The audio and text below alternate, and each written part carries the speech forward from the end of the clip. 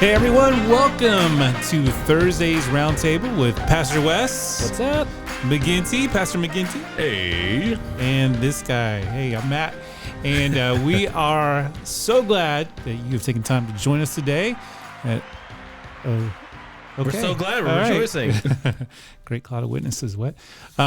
So we're glad you're here with us today. What we're going to be talking about today is we are looking at work and having a balanced view of work and success. So we're going to do that in a variety of ways. We're going to look at some Proverbs. We're going to do a little trivia thing here. And Daniel's got an article he's going to share with us. But About quiet quitting. Quiet quitting. quitting. Apparently it's going around. New trend. Before we get there, we do have some trivia. Now, let me just preface this trivia here. I guess this trivia is about what we call successful failures. Ooh. Things where received as failure, but in the long run, it was proved to be a success. This and that. And Yeah.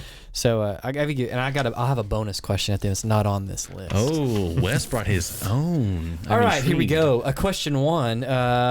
Generally believed this Nobel Prize winner could not speak until the age of 3, causing parents and teachers to think that he was mentally handicapped. Who is Okay. it? Well, you got to give us some options here. It doesn't have options. It just has the incorrect answers that you left as answer A, and then it gives me the correct. It doesn't answer. give you any of the correct answers? Then we don't have a quiz. We'll just take a guess. Wait, hold on. I can pull up the actual quiz here on my phone. So No. Y'all, you can take No, a just guess. take a I guess. mean, this is not some No obscure idea. person. I don't know. Just give us the answer. No, it was Albert Einstein. I was going to say Albert Einstein. I really Einstein, was, yeah. but I'm like, did he win the Nobel? Of course he did. We gotta have the options here on Dubbed this. you can get these. You can. I promise. Come on. We'll get these. Okay. Dubbed the Wizard of Menlo Park. What inventor only had 3 official months of school? Thomas Edison. What's Menlo Park? Thomas Edison's laboratory. Oh, okay. So did I get it right? Yeah, you got it right. Give yourself a point. Right. Woo. Good point. I will use the cheer button in 2 This minutes. person okay. was Okay. fired by a newspaper editor because, quote, they lacked imagination and had no good ideas, end quote.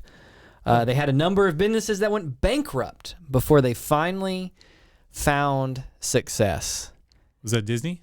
Walt gonna go- the Disney. Oh, I was gonna say Dr. Seuss. Can you imagine if that editor good was ideas, if that son. editor was still alive? That's kind of like the guy who was like, "Oh yeah, the Beatles, they're terrible. We shouldn't sign them." Well, Charles Schultz, the author of the Peanuts and stuff, like he got like a failed grading on drawing children. He did, like his art. I just love that you can't draw specifically the children. quote is, "He lacks imagination." Wow. Yeah, House of Mouse, man. dude. I Good will not grief. play the theme song for the Imagination. So it's theme tied, ride 1-1. at Epcot. We got a 1-1 tie. What's at stake here? I don't know what's that. I guess how credible you want to appear to the viewing audience, listening audience. Yeah, we'll have to see. British politician and Nobel Prize winner had a generally poor academic record and even failed the 6th grade. They also had a speech impediment. Winston Churchill. Ding, ding, ding. Oh, hey, you didn't give him a chance to answer. What were you gonna say? I was actually going to say either Churchill or Margaret Thatcher, but Okay. Hey, yay me, Winston Churchill. Churchill. I'll give you both a point. okay. And I did not Winston see the Churchill. answers to this, by the way. I just, And didn't become prime minister till I 62. remember hearing that fact, I think, a long time ago.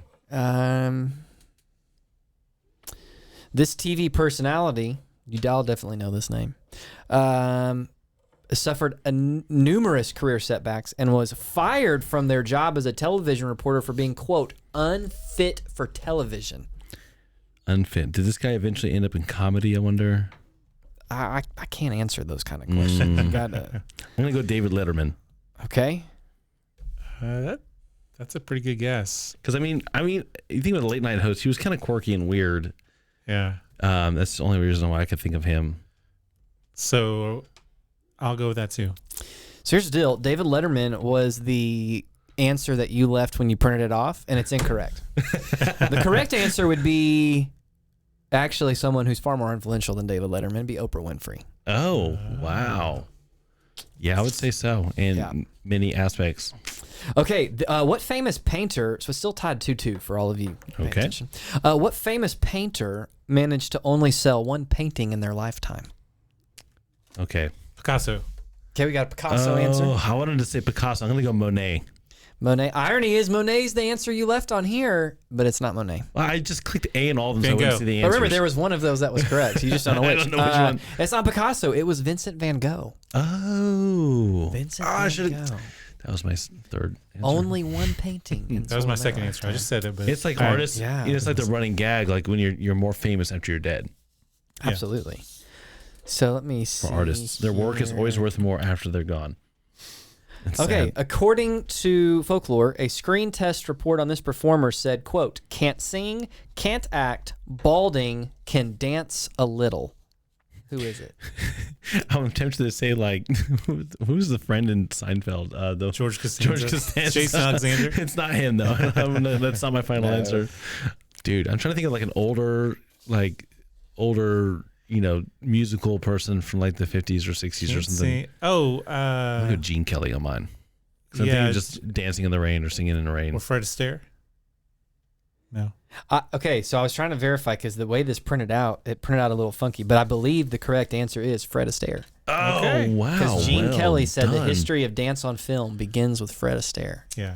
Look at So- you. What are we at? 3 and 3 or 2 and 2? It's 3 and 2 Well, you have 3 and I have 2. And the problem is with question 10, we've already kind of referenced it, and it's Uh-oh. easy. Okay. A record company declined to sign a band Beatles. saying I that won. Beatles. All right. I won. guitar groups are on Where's the way crowd, out. Crowd noise. Beatles. Not the Monkeys? It was No? Beatles.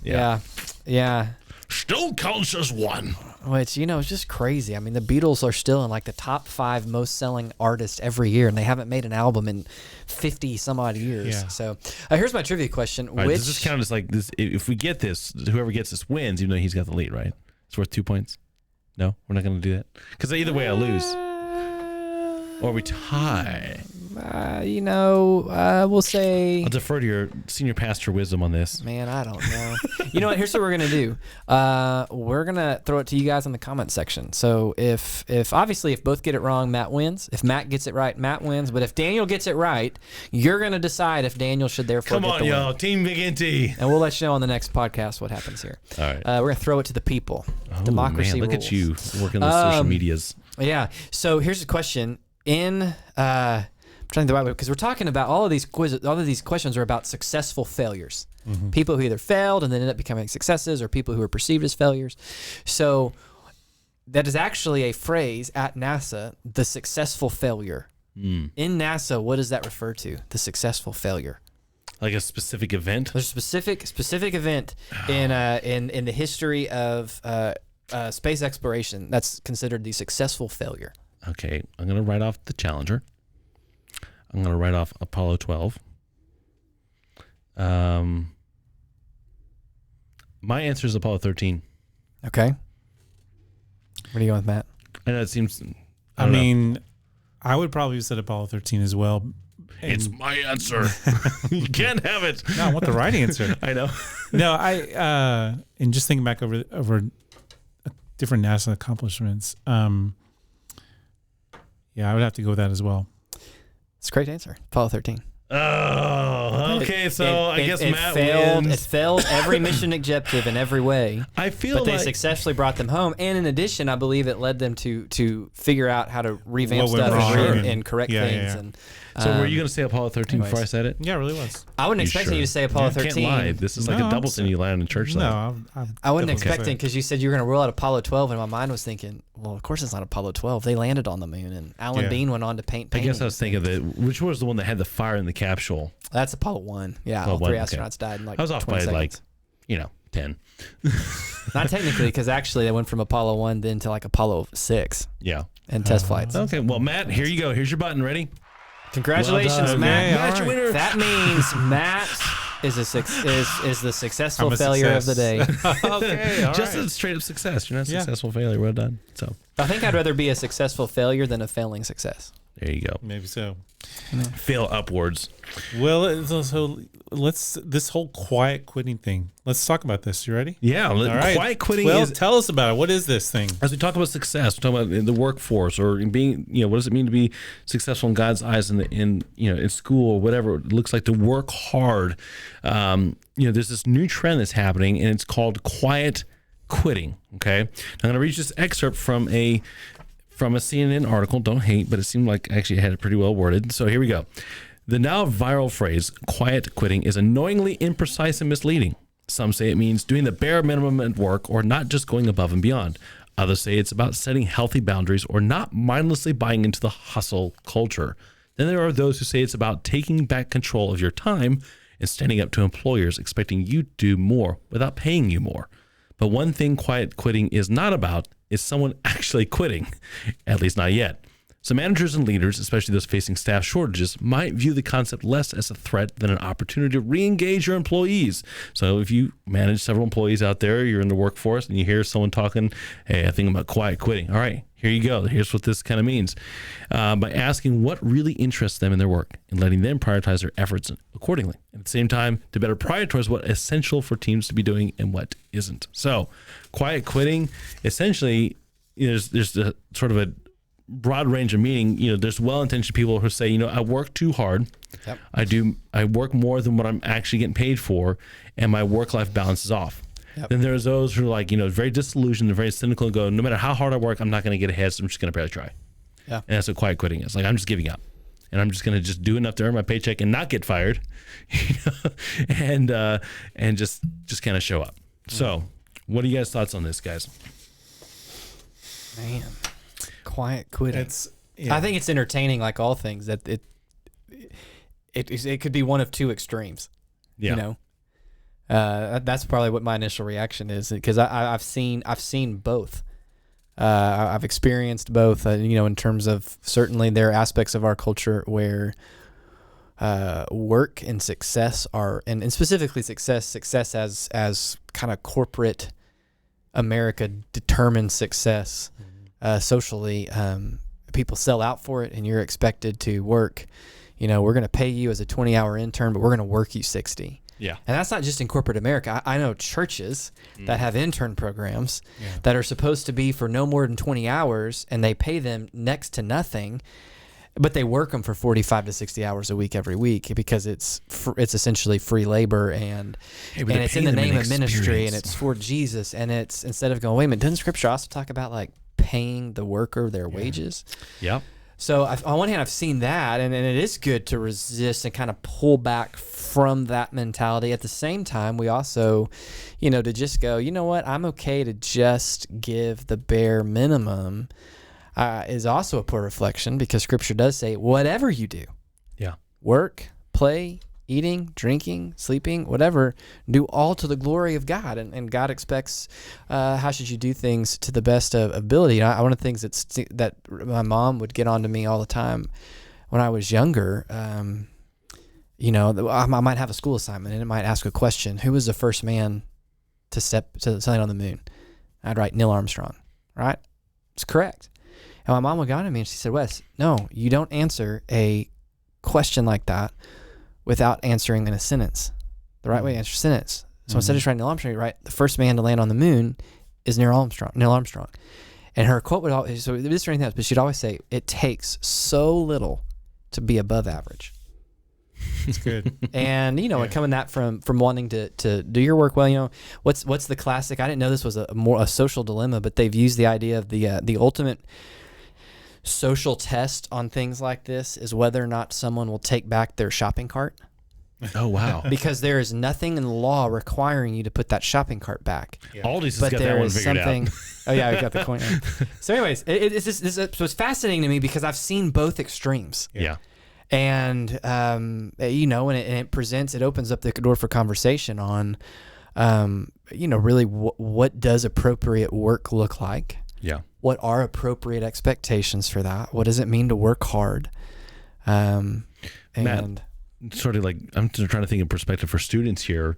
A lot of them have part-time jobs, or might be working a job, or maybe doing something on the side. Like, Matt, what advice would you give your students, and what kind of attitudes have towards their employers?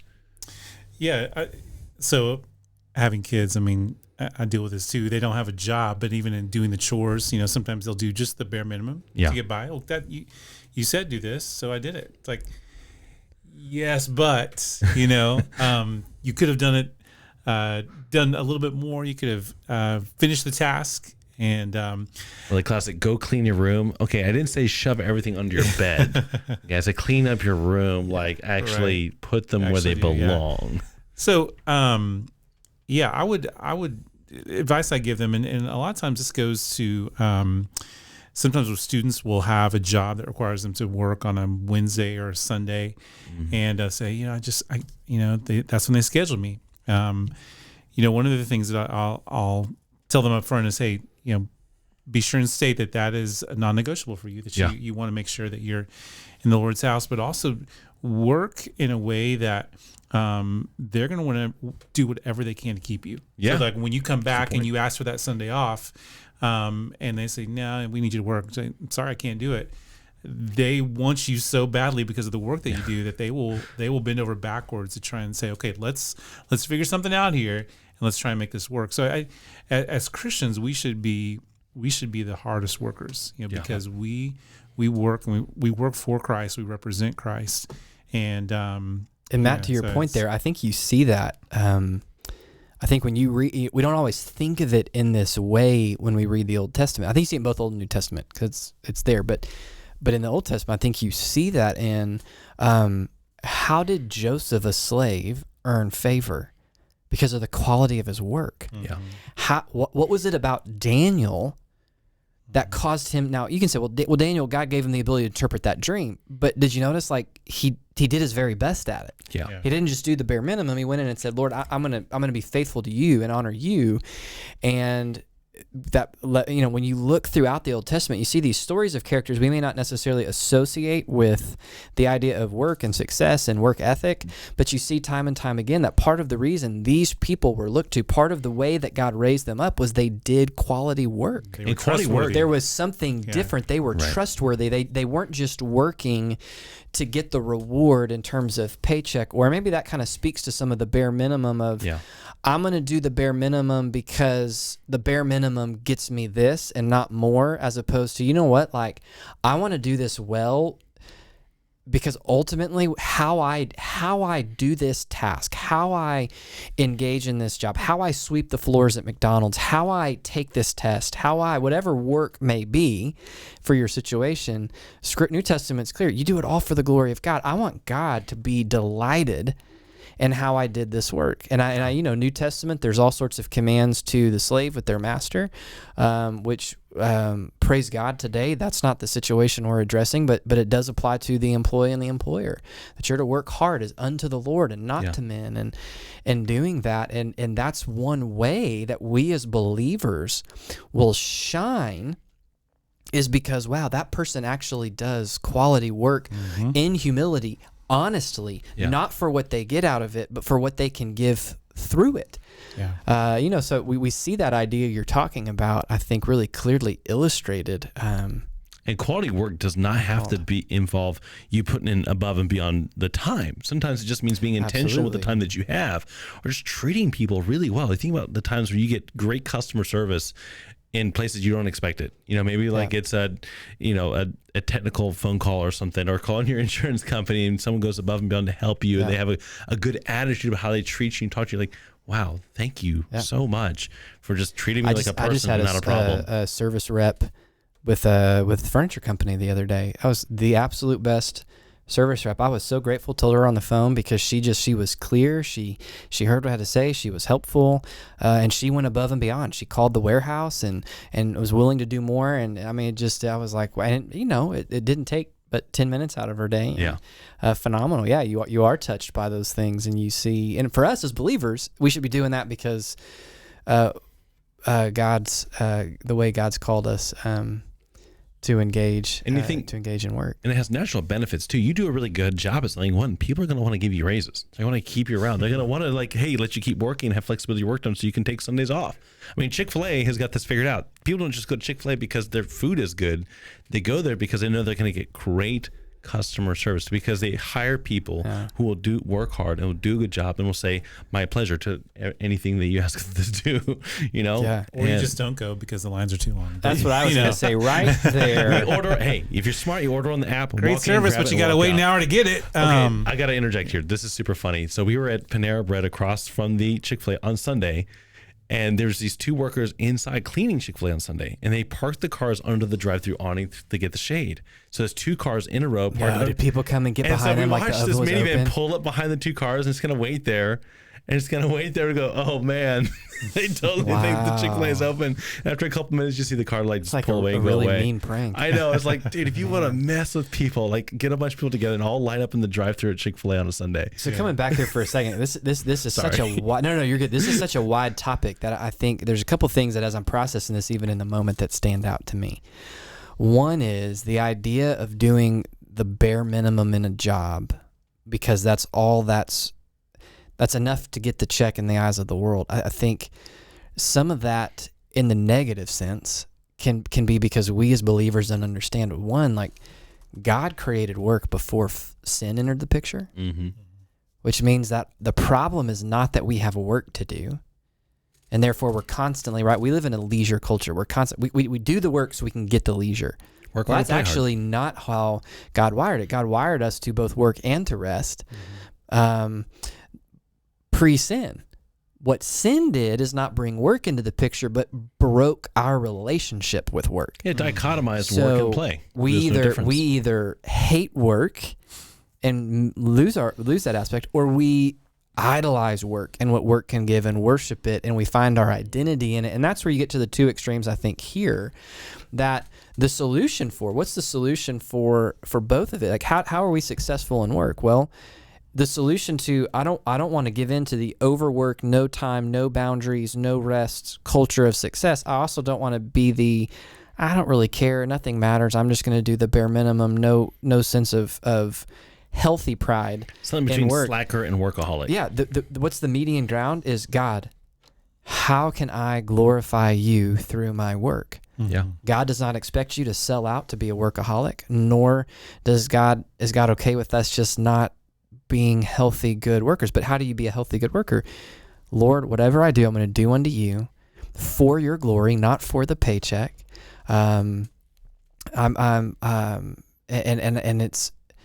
I'm going to be faithful to you in it, which brings a missional dimension that, what doors does God open in there? And I think for me, I am for sure in my relationship with work, I would skew to the over hyper perfection. Like sometimes a mom said, man, I know I told you as a kid it takes so little to become average, but now that I know who you turned out as an adult, I wish I kind of would have tempered that a little bit. And people will take as much, especially in ministry, people will take as much time as you give them. And it's hard. You got to lay down boundaries. Well, and there's at the end of every day, our jobs, we go, when it's not a job, it's a calling, but we go to bed every day knowing that there is still a million things on the to-do list that didn't get done because there's still and nothing else. Let's say in theory we got our to-do list done. There's still a world full of people who don't know Christ. So our to-do list isn't done. It never ends. But two things that were helpful for me, two quick stories that were helpful in regard to this for me. Now they were school stories, but I think they apply. When I was a freshman in college, I had biology 1301, intro to biology, and now they have biology for like bio majors and bio for non. There's none of that. There's just biology. You remember the class number? Oh yeah, well it's because of the structure, right? 1 freshman class, 3 hours, 01 the section number. It was because it was an 8:30 class, 8 o'clock class. There you go. But after one test, the class had done really poorly on this test. And my professor was like, if Miss Frizzle was a college professor, that was Dr. Noyce. It was awesome. I love Dr. Noyce. And I had to work hard in that class. I mean, there were some things in there I had to go to her office and really work and strive and figure out. And she didn't light in like got mad, but she just was really disappointed. She said, class, I'm disappointed because the average grade in this class, and I remember was really low. And she said, here's why I'm disappointed, because as I went through and graded the tests, it was very clear that it was just sloppy work. She said, I want to be clear. It's not because the grade was low. She said, and she looked so intent in her eyes, and she said, I want to be clear. Not all of you in this room has God gifted with the mind to be a biologist, because that's not how God makes every person. And it's not because you made a, if you're in this room and you give your best, you honor God in this, and your best is making a D, I want you to know that I am more proud of you than the student who's just really gifted and makes an A. Wow. Because it's about the quality of your work. And so that was all of a sudden, it was kind of this eye-opening of, you know what? It's not about the grade, and it's in realizing not all of us are talented in the same thing. So what does success look like? It's going to be different for all of us, right? Not everybody's my dad's a math major. Like he would do math problems for fun teaching me in high school. I'm Oh, like, my you're good. goodness. Stop. That's clearly not everybody. Fun for Yeah. you, not for The me. other thing that was impactful, so that was impactful one, do your best. The other thing that was impactful was when I was, and y'all have this experience in seminary. I was in my first year of seminary. I'm working full-time as a youth pastor. And I had a professor who got up and he said, he walked through the course syllabus and what was expected. He said, now I want to be clear. I want you to hear me carefully, students. For some of you in this class, to make an A would mean you were unfaithful to God. And he said, because some of you, you have families and you have full-time jobs, and and give the amount of time to accomplish all these assignments needed to make an A means you have been unfaithful in your family and in your ministry. And he said, vice versa. Some of you in this room, this is all you got. And this isn't a lot. And for you not to make an A or to give the effort to make an A would be sinful, because it means you would be lazy and not applying yourself. And just, again, this idea of, that was so mind-blowing and helped me realize, as far as school relates, success is not what that grade letter is. Success is, did I honor God in my effort, and did I learn? Yeah. And that's it. That's not judged by a grade. And I think you bring up really something important about success, especially as we kind of mature in our faith and mature in what we kind of go through in life, whether it be workforce or whatever. I remember being super frustrated playing tennis, and I'd get super frustrated. I wasn't getting better at certain things, my serve or whatever it was, or I'd lose a game. And one of my older guys on the team, Andrew Penner, still remember his name. He would just see myself, just beat myself up over this kind of thing. He said, listen, McGinty, it's okay to make mistakes. It's okay. But it's not okay not to learn from them. Yeah. And that was like very freeing for me to know, okay, this is how you get better. You just fail to some extent. But if you're trying hard and you capitalizing on those mistakes, God will use them. He'll train you, move you forward in whatever you're doing. And if you're giving it your all and your best. And one of the things I'm trying to think through here too is, and maybe Matt, you can kind of help us out with this. How do we know, like it's just like a checkup kind of questions, how do we know if we're over prioritizing work? How do we know if we're kind of worshiping work instead of worshiping God through work? Like, what are some, like, can you guys think of some like checkup things, or if this is how you're feeling, or this is how you're starting your day, or if this is kind of going on in your heart, it's a good indicator that, maybe you've over prioritized work. Maybe you're shooting for the A when you should be getting an A in being a dad, and not getting an A at work. What do you guys think? Or do you think there's some like mile markers or some like checkup things that might be some good indicators for people? I think for me, as I think about my role as a husband, as a dad, as a student pastor, there are times where, even though I many times I feel like a failure as a student pastor, I've done that and I've had more experience with that.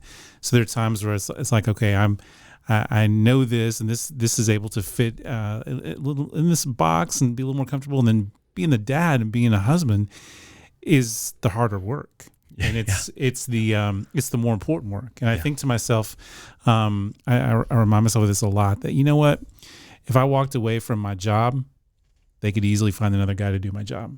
But if I fail at being a husband and a dad, I get one shot at this. Yeah. Like You're not replaceable. I'm not replaceable. And so if work steals from my, and of course there's going to be times where, you got to be away on a trip, or you've got to work maybe a little extra longer that day. You make sure that the time you have with your family is quality time. That you maximize that time. And so I think just reminding myself of, okay, this work that I'm doing, and yes, as in ministry, the work is eternal. If you have a secular job, you're like, but this work isn't really eternal. You focus on the things that really matter. And when it comes to people, and yes, most jobs entail people working with people, working for people. But you also think, okay, the people that God has placed in my life to have a primary influence on, how am I doing with that? And am I worshiping my work and the minutia of the work, rather than focusing on the ministry that God has given to me, and being there for my coworkers and great customer service to the people that I'm working for. So for me, that's one. I don't know, Wes. I think attitude checks are key too. You think through like what's your emotional health like? I think for us as guys, it's hard for us to put words how we're feeling. It's like, I'm just mad. But for like women, like they might have like 10 different words for like I'm upset, or like different reasons why, or like it's this kind of mad, not this kind of mad. I'm like I'm just frustrated, I'm just angry or whatever. And I think, for me, a good indicator that I'm too stressed out at work because there's like the checklist is like particularly like strong at work because it's like a really busy season or whatever, is when I go home, how are my patience levels? Yeah. How are my patience levels with the kids? Am I over prioritizing work? Or they get your leftovers. They get our leftovers, and it's so hard to do. And I've tried to, like, before I get home, just take a second to breathe and pray. Say, okay, God, whatever stress or frustrations I have, the things I didn't get done today, don't let me take that into the home. Let me give them my full attention. Let me put the phone down, because I'm so guilty. I like to keep the phone near me. And Brooke's like, leave the phone, let it charge. Just give your kids your full attention. And as parents, as a dad, it's hard for me to do, and just being real. And I'm by nature not a patient person. I might be good at some other things, but I'm an impatient person. When I come to a light in the road, I'm going to pick the lane and move into the lane that has one less car than the other lanes. And so to be intentional about being patient and taking long, deep breaths and just being present with my kids and not letting that stress from getting things done, and being checklist oriented, because I'm a task oriented person too. And it's easy for me. I think you made a really good point. It's easy for us to become very task-oriented as men, and to forget, hey, the people are what matters first, especially in ministry. Yeah. Well, I think there's kind of two. Both your answers kind of go to two different sides. You're almost talking about, how do I know it's time to reset, seek rest, seek renewal, versus how do I know and those things go hand to hand sometimes, but worshiping work. I think as far as the work side of things, there's a couple things that stick out to me. One is, you're out of line in your relationship with work when you truly can't find identity outside of whatever that is. That's a great point. For instance, I always share the story when I'm a teenager. Part of how God convicted me about my idolatry of athletics was, however I performed athletically dictated how I felt, who I was, and how I could relate to you as another person, even though you didn't care and didn't even know. So if I played great last night, I was good. You derived your confidence from that. My confidence is from, if I played bad, man, I'm not worthy to be in your presence. I'm not cool. My identity's shaken. So now I realize that's a sports example, but that applies to school. That applies to work, man. Hey, work's going great. I'm really good. So whatever that is, if I'm all of a sudden realizing I am finding my identity and confidence, my boast in life is tied to my performance in work and my success in work, I think work's taken too much. That's a fickle mistress. I mean, you just think if you're tying your self-worth and confidence to work, I mean, there's ups and downs. Sure. And so you're lacking stability in your life as well. And that doesn't mean you can't be proud of a job you've done in work, or that's what I mean. But like my ability to feel as a whole human being is connected to my success or not success in whatever work is. I think that's one. I think two, if you're going, wow, I look at my life and there is no space for rest. There is no space for the private pursuit of God. And I'm not saying you got to have a 4-hour quiet time every day. I just mean, wow, I don't ever have any time alone with the Lord because I'm okay. Maybe you're a little too busy. Now, again, I mean that holistically as a lifestyle. That's not to say that there are not going to be seasons for people. It's kind of like youth camp. Ironically, as a youth pastor, you want to know the hardest place to try to have a quiet time for me? Youth camp. Yeah. Because from sun up to sundown, I am responsible for all these teenagers, and I'm with them 24/7. And that's when I realized, okay, I'm going to learn how to seek the Lord in a walk that more. Anyways, we can go. That's a whole different deal. There's seasons for you as a new mom who's at home, and that nursing child is completely and totally. Okay, you're probably not going to be able to have a 5-minute quiet time. So how are other ways you can delight in the Lord and meditate on? So, well, I'm not referring to seasons. I'm referring to the holistic habit of life of, man, I never pick up my Bible except maybe one day a week because, I get up at 5 and I'm at the office by 5:30 and I don't get home till, again, I'm being extreme. Finding that healthy rhythm is so key. If you feel like... Yeah, when there's no balance, so when there's no time for it. And then I think too, as far as work is concerned, if you discover I am being completely unfaithful in every way to my other responsibilities in life, responsibility to the Lord to seek Him, responsibility to my spouse, responsibility to children. Hey, you're not married. Responsibility to the family you do have, to community, to friends. I'm so busy with work that I think of different people I should check in on, but I never do it. Or you can't even serve in your local church because you're so busy working that you can have nothing. It's your leftovers you're giving to God. And then I think another attitude is when your relationship to work is, it all, like if I don't do it, it's all going to fall apart. Most of the time, that's not true. Now, there's some scenarios. If you're a doctor and you're the only cardiologist in the city, and you go, oh my goodness, I've got to get to the hospital for an emergency heart procedure, and if I don't go, no one else can do it. Yeah, that's probably a true statement if you're the only cardiologist. That's why a lot of doctors have messiah complexes. Yeah. So there's some situations where you might truly be the only one, and you got to step in. But most of the time, that attitude of, I think for me, like, if I don't answer the phone, if I don't do it right now, I got to do it. It's all on me. It's all on my back. It's all, and it's like, actually, it's not, and I can't do it all. But when I find myself kind of stuck in that rut, to me, those are kind of check marks where I go, okay, maybe some stuff's getting a little out of whack. Yeah. That's some really good points, Wes. Matt, you got, I think, some good Proverbs or a proverb you wanted to share today, right? Just Proverbs 16:3 says, "Commit your work to the Lord, and your plans will be established." And this goes right along with what we're talking about. Ties into you mentioned this earlier, Colossians 3:23. Whatever you do, work at it heartily with all your heart, as if working for the Lord, and not for men, knowing that you'll receive the inheritance as a reward. And the last part of that verse says you are serving the Lord Jesus Christ. So when you're committing your work to the Lord, when you're serving ultimately for His glory, trusting Him, trusting the success is His. He's going to give that to you.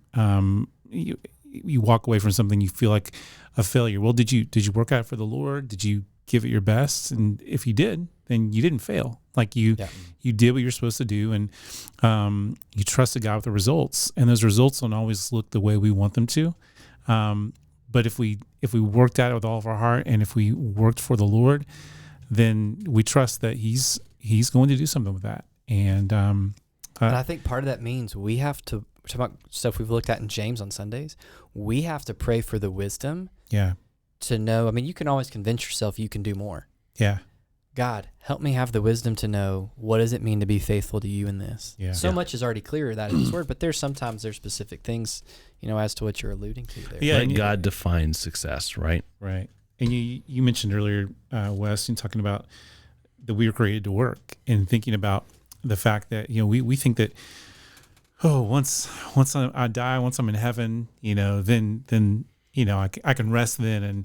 And the reality is, new heaven, new earth, we're all going to be working. We're all going to have tasks to help maintain the new earth. And it's weird to think about that, but it's not going to be work that it is a beatdown. It's going to be work that we love, and we're continuing in this. So we learn to work now as if we're working for the Lord, and honoring Him and pleasing Him in the work that we do, because we're going to be working for Him for eternity. That's a really good point. An example you made of faith, I think, again, what is the overall example to the Lord of success? It's faithfulness. Yeah.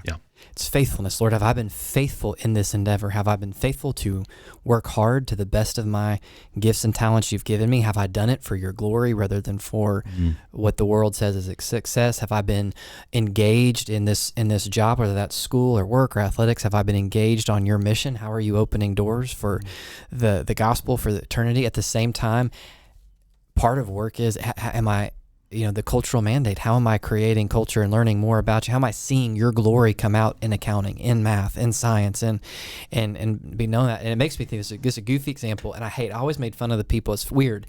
Spent 10 years as a college and a youth pastor, and rarely used sports analogies. And then somehow as a pastor, it's like I just am blanking on stuff, and I go, oh yeah, that's a great sports analogy from the past. I'm like, dadgummit, now I'm that same stupid person. You're that guy. But I think of this. My junior and senior year of high school both ended in playoff defeats in football. One of them was my senior year was in the state semifinals, and it was to the team that won the state championship. And a lot of talk was that our state semifinal game was really the championship, that was the two best teams. We lost by 6 points. Oof. We didn't have more than 2 fumbles all year. We had 7 that game. Heartbreaking. Oh, man. But that loss doesn't ever bug me. It was the loss the year prior when we scraped in as the third team into the playoffs from our district. We had a huge upset, came back from 19-0 down against the 3-ranked team in state with 2 minutes left in the third quarter. Ended up winning the game 22-19. We go on, we're playing a team. It's the third quarter. We are winning by 12 points. And I'm listening to guys in the huddle go, we can't beat this team. We're not good enough. They're too good. And I was like, look at the scoreboard. We're winning. What are we? We lost that game. Both times we lost. Still to this day, that my junior year irks me, but here's why. Because my junior year, we lost. Neither one did we get the outcome of success. But my junior year, we lost because we quit. We didn't do our best.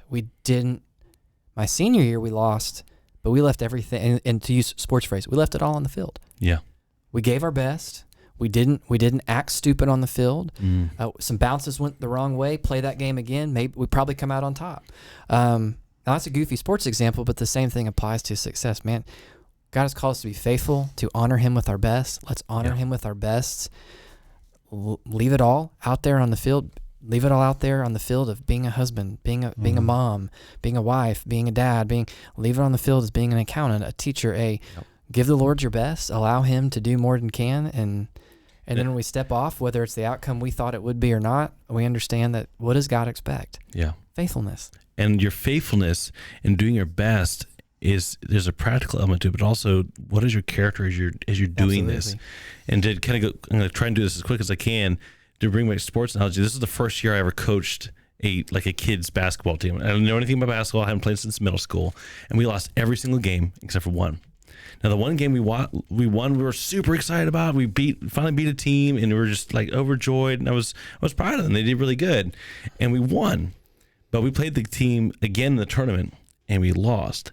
But I was more proud of the way they played in that second game because their star player was actually playing that game when we lost, and their star player was their best scorer.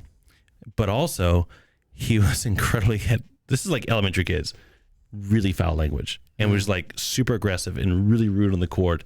And I was proud of how our kids played. Yeah. They didn't stoop down to their level. They didn't start getting into fights like this kid was trying to get into them. They kept their cool, and they still played hard. And even though we lost, I was so proud of them. Yeah. And I think that applies to just how we do work. Play your best, but your character and how you do it. God sees that. Yeah, and I think so. To sum all this up, we start with quiet quitting.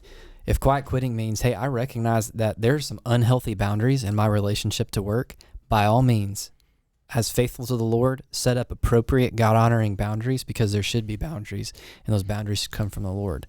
If by quiet quitting it means, let's just do the bare minimum and get by, man, that's fine for a paycheck, but man, our God, Jesus certainly didn't just do the bare minimum. He came to honor the Lord, to be faithful, and sometimes being faithful may mean you're only able to do the bare minimum. Yeah. But again, what does faithfulness look like? And let us be known as people who work hard unto the glory of the Lord, and our delight in him. And I think as we close out, that is a great prayer prompt to have. God, pray this as you start off your day. How can I be faithful at work? How can I be faithful as a student? How can I be faithful as I play my sport? How can I be faithful as a retired person who's serving or taking care of my grandkids or whatever? How can I be faithful in this regard and do it to the best of my ability, not give these people my leftovers or my leftover attitudes or leftover emotions? I think another really good prayer prompt too is, God, how have I been feeling? Are my emotions healthy? Have I been really angry this week? Why am I angry? A lot of times the way our spiritual battles, they're really tied into our emotions and what we're dealing with. Why am I really sad this week? What is going on? Have I not forgiven somebody for something that's affecting the way I'm treating people at work or what I'm doing, my work performance? Matt, you got a prayer prompt too, to kind of think of our conversation here as we close out? Just ultimately, God, help me to work for you today. Help me to keep that as my perspective. That give me strength. I'm doing this job today, but I'm doing it for you, and I'm doing it for your glory. I'm not seeking the approval of men, but I'm doing this for your glory. And when I do that, God, you're going to give me the strength. You're going to give me the satisfaction and the joy, the contentment of working as if I'm working unto you. All righty. Yeah. Well, Matt, close us out, man. Okay. Here, let me give this to close us. Yeah. Because this is what I encourage you. Prayer. Go read Colossians 1, 9 through 12. Let me read this, and this will kind of act as our closing, and we'll sign it off. Here's what it says. For this reason also, since the day we heard about it, we've not ceased praying for you and asking that you may be filled with the knowledge of God's will and all spiritual wisdom and understanding, so that you will walk in a manner worthy of the Lord, to please him in all respects, bearing fruit in every good work. That includes vocational work. Sure. And increasing in the knowledge of God, strengthened with all power, according to his glorious might, for the attaining of all perseverance and patience, joyously giving thanks to the Father who has qualified us to share in the inheritance of the saints in the light. You want to know what to pray? How should you pray? Man, that's a brilliant thing to pray. That covers walking out the will of God in What was vocation. that reference again? Colossians 1, 9 through 12. So that is a great verse to read and to follow up and just meditate on this week.